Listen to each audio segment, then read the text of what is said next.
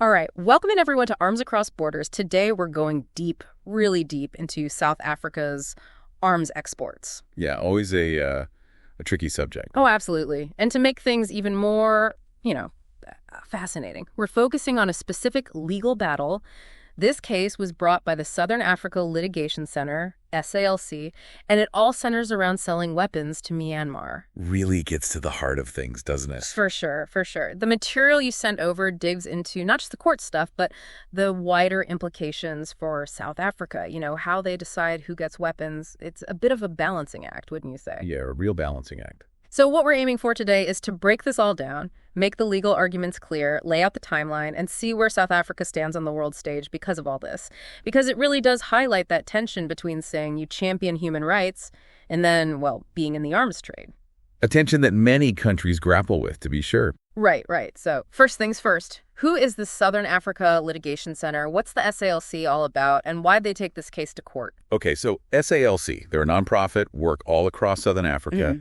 Their whole mission is protecting human rights, upholding the rule of law, and they do it through legal action, going to court, advocating for change, and educating people. So they saw what was happening in Myanmar and thought, right, we've got to do something. Exactly. They believed that sending weapons to Myanmar was breaking both South African law and international law. A bold move, taking it to court. It certainly is. So what was it about the situation in Myanmar that led them to file this case? It seems like a whole mess was unfolding over there. Oh, absolutely. It'd been building for a while, especially the treatment of the Rohingya minority in Rakhine State. Really troubling reports were coming out back in August 2017. Widespread violence, serious human rights abuses, all blamed on the Myanmar military and security forces. And these weren't just like rumors, were they? I vaguely remember the UN stepping in, expressing their concern. Right, you are. By 2018, the UN's special rapporteur, the one focusing on human rights in Myanmar, made a stark statement. They said the atrocities against the Rohingya had the hallmarks of genocide. Whoa, that's a heavy statement. So the world was starting to pay attention. What legal actions happened next? On the international stage, I mean. Things started escalating on the legal front. July 2019, the International Criminal Court, the ICC, their prosecutor wanted to open a full investigation. Allegations of crimes against humanity, deportation, persecution, inhumane acts, all against the Rohingya. So the ICC, the big court for the most serious crimes, might get involved. And wait, wasn't there something about another country, the Gambia, taking this to a different court? You've got a good memory. November 2019, the Gambia starts proceedings against Myanmar at the International Court of Justice, the ICJ. This court mainly deals with disputes between countries. The Gambia wanted the ICJ to decide if Myanmar had broken the Genocide Convention, that they were failing to prevent and punish the potential genocide against the Rohingya. So two major international courts looking at this. And did the ICJ actually rule on anything? They did. January 2020, the ICJ issued provisional measures against Myanmar. Basically, emergency orders to stop further harm. They told Myanmar to take clear steps to prevent anything that could be considered genocide against the Rohingya, a big red flag from the court. It's a grim picture, all of that. And then, to make matters worse, the military coup. Right. On 1st February 2021, the military grabs power, even more instability, more worry about democracy and human rights there. The UN Special Rapporteur made it crystal clear this coup was illegal, even under Myanmar's own laws. So we have reports of genocide from the UN, the ICC investigating, the ICJ making rulings, and now a military coup. That's when SALC decides to act in South Africa. What was their argument when they went to the High Court in Pretoria in October 2022? Okay, two main points to their application. First, they wanted a broad legal declaration. They said the National Conventional Arms Control Committee, the NCACC, the guys in South Africa who control weapon exports, they have to stop any permits for arms if a country has an unconstitutional change of government, like a coup, or if a UN expert has good reason to think they're committing awful crimes, crimes against humanity, genocide, war crimes, you name it.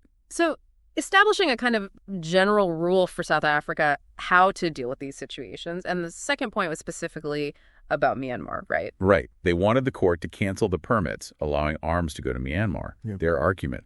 South Africa kept exporting weapons from 2017 to 2021, even while the world knew about the Rohingya, the genocide risk, and then the coup. Makes sense. And legally speaking, why were those exports wrong, according to SALC? They said it violated the National Conventional Arms Control Act, the NCAC Act. That's the main South African law controlling the arms trade. Plus, they said it broke international law, specifically the Genocide Convention. It doesn't just ban genocide, it says countries have to prevent it. SALC argued that by arming Myanmar, South Africa was failing to stop a potential genocide, breaking its own laws and international ones too. Strong argument. So what happened? What did the High Court decide? Big day, 19 July 2024. The High Court in Pretoria says, straight up, South African arms transfers to Myanmar. Unlawful. Wow. So what does that mean, big picture? What changes for South Africa's future arms deal? This sets a precedent. It tells the NCACC, listen, you can't ignore serious red flags and just keep sending weapons. Yeah. Unconstitutional changes, credible accusations of really bad crimes. They have to take that seriously. So we could see a much more careful, legally cautious approach to arms exports now, especially if there's a risk of human rights abuse or international crimes happening because of the weapons. So the court is saying you can't just turn a blind eye to what's happening in the world. Now, let's get into the actual laws behind all this. You mentioned the NCAC Act. What are the key parts, particularly Section 15? What's relevant here? Okay, Section 15 of the NCAC Act, it lays out the ground rules. What the NCACC needs to think about before approving any arms export. One big one. No weapons to governments that constantly violate human rights. That sounds pretty straightforward. It does. Also, no transfers that'll likely make regional conflicts worse. And really crucial here, they had to follow international law, what everyone's agreed on, and South Africa's own promises and commitments, including that Genocide Convention we talked about. So the law itself is pretty clear about ethics and the legal limits on arms exports. But when you look at the numbers, the weapons actually sent to Myanmar from 2017 to 2021, it's a bit of a different story, isn't it? What was the scale of those exports? Yeah, it's a lot. Even with all the international concern, the UN's findings, South Africa kept sending arms. In 2017, it was 60,375,000 rand worth. Then in 2018, 35,661,600. 2019, 29,886,590. 2020, 42,374,987. And get this, even in 2021, after the coup, it was 47,437,500. That's a lot of money. It is. A total of 215,735,677 rand going to Myanmar in those years. Now, it might seem like it goes against human rights ideas, but it's often more complicated. You have jobs in the defense industry, contracts already signed, things like that. Makes you think. For sure. So during all of this, was South Africa saying anything about the situation in Myanmar, or were they totally quiet? No, they did release statements. In November 2018, the Foreign Affairs Minister, they were deeply concerned about human rights in Myanmar, wanted the Rohingya suffering to end. Then at the UN Security Council, February 2019, South Africa condemns the violence and attacks in Rakhine State. They said it had to stop. So words of concern, at least. And what about after the coup, February 2021? Did the government react more strongly then? They did. On the very day of the coup, 1st February 2021, the Department of International Relations and Cooperation, they put out a statement. They were worried about what was happening to democracy in Myanmar, said the military had to respect the law. And South Africa, they said, still supported the people of Myanmar, wanting democracy, peace, human rights, the whole package. Okay, and didn't they vote for something at the UN too? Yeah, big move in June 2021. South Africa votes for a UN resolution, a global arms embargo on Myanmar.